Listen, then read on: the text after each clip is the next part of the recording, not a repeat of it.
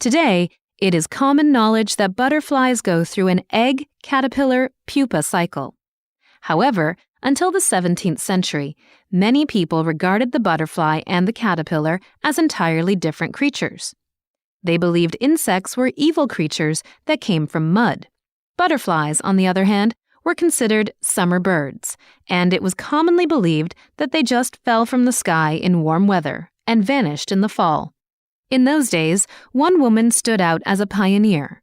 Although having an interest in insects was considered odd and weird, she observed many cases of insect metamorphosis and recorded these invaluable scientific observations through her unique paintings. Her name was Maria Sibylla Merian.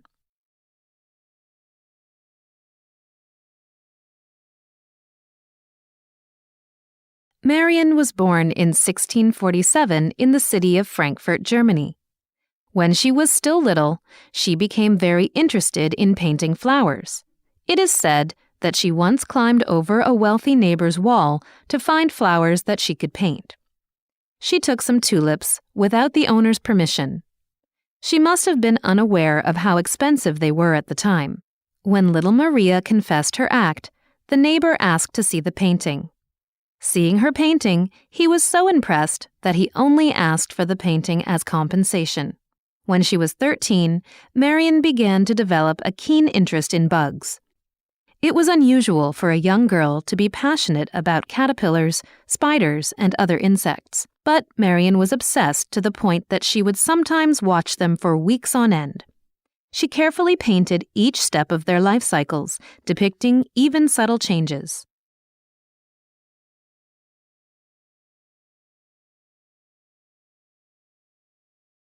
Even after Merian got married and had children, her passion for insects did not die down. She kept caterpillars and butterflies at home in order to study and paint them. To capture each moment of change, she spent many nights awake, watching and waiting. In her house were so many plants and jars of insects that her kitchen began to look more like a research lab. After almost 20 years of hard work, Merian published a book about insects in 1679. There had already been books about insects, but Merian's was special.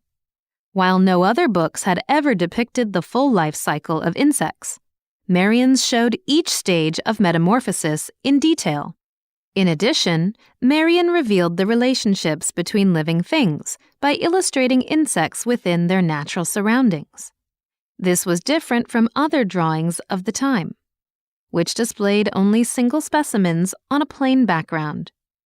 In an era when most scientists perceived plants and animals individually, Merian paid attention to how they fit together. Many years passed and Merian moved to Amsterdam, where she was able to sell her paintings and view marvelous and exotic butterfly specimens that other enthusiasts had collected. However, seeing these lifeless creatures stuck in cases only made Merian desire to see them in their real habitat. Finally, in June 1699, at 52 years of age, Merian and her youngest daughter got on a ship headed for Suriname, a territory belonging to the Netherlands in South America. This was a bold challenge. In addition to being a female naturalist in the male-dominated world of 17th century science, Merian was also setting out on an expedition with purely scientific goals before it became common.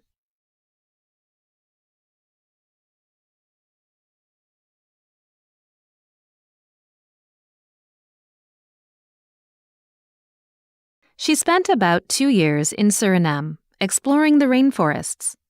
Confronted with intense heat, fierce tropical storms, and dangerous animals such as tarantulas and flesh-eating fish, Merian continued to collect every sample she could get.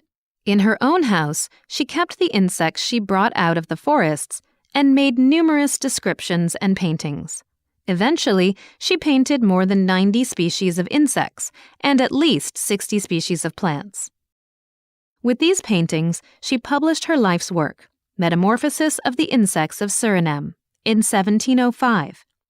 The book showed Merian's passion for both insects and painting. It was a truly remarkable book for its time, which contained colorful and detailed paintings of butterflies, bees, spiders, frogs, and even snakes.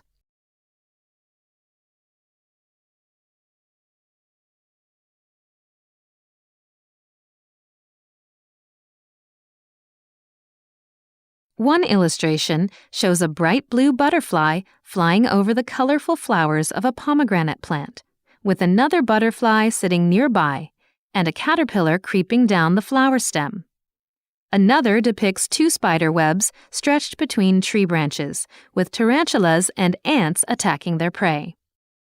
When the book was published, it had a tremendous influence on the scientific understanding of insects at the time. Some scientists even used her illustrations in the classification of species. Her work also brought new life, not just to insect study, but to the art world.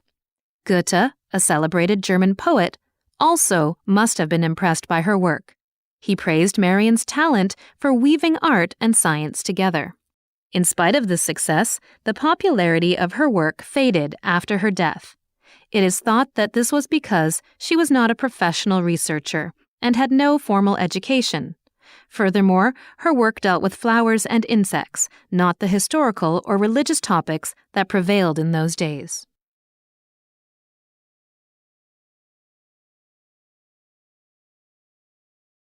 In the 20th century, however, Maria Sibylla Merian's work was reevaluated.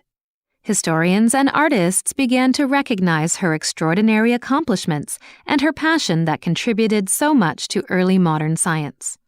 In recognition of her achievement, Germany put her portrait on their 500-mark bill, and today many schools there are named after her.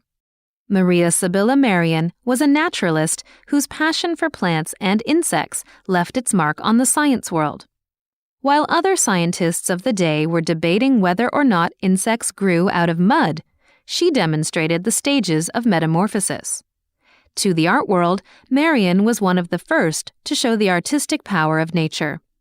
Despite the doubts, suspicion, and ridicule she faced for being so different from typical women, Merian is now known as one of the greatest scientific illustrators in history.